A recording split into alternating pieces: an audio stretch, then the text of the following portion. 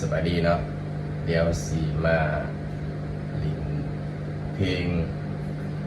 โบโสดโบอนุญาตให้จีบเนาะของปายของมือกีตาร์เป็นแนวทางให้มือใหม่หัดลินสไตล์แบบพินนะเป็นกีตาร์ลินสไตล์ใส่เปิดนะเปิดใส่สองเดี๋ยวสิมาลินถอนหัวนะถอนหัวเพลง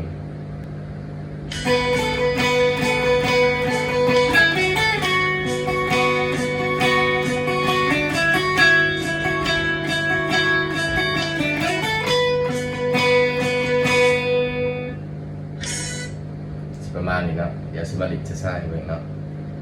ถอนหัวก็สิประมาณบีดสาย1แล้วก็ลินสาย2เปิดเนาะดีพร้อมกันเลยดีคู2สายนะดี2เพื่อจะสายเหมือนนะเดี๋ยวยับกล้องเข้ามาอีกอะไรดีจะสายเหมือนนะดีคูลงไปเลยเฟสที่7นะเป็น BM นะคอร์ด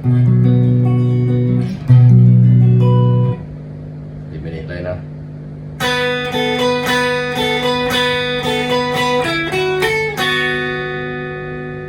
ไว้นะ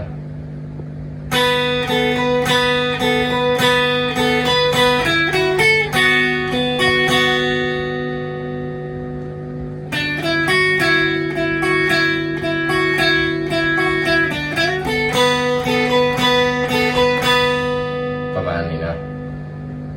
หลักการ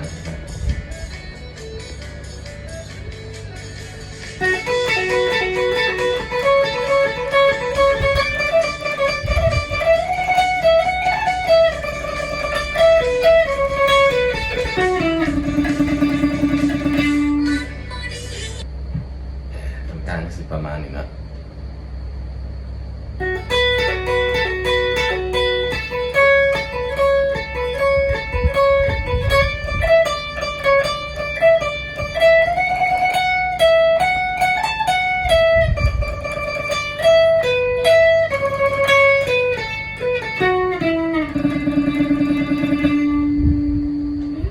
จะดิ่นนั้น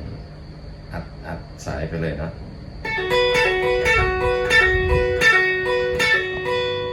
นิ้วกลางมันจะเกี่ยวสาย2เนาะดีดคูเลยถ้าดีดคูห้องที่7เลยนะ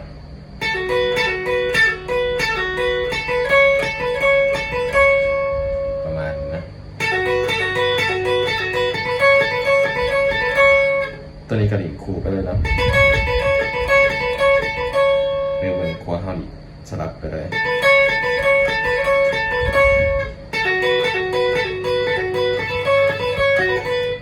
ประมาณนี้นะ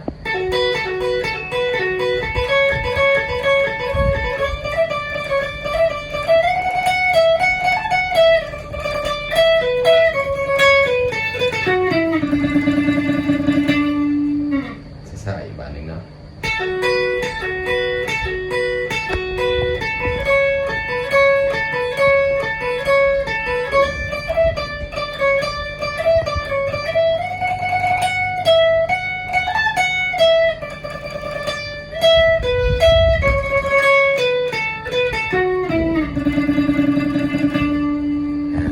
มันจะบริสำเนียงไปไหนนะ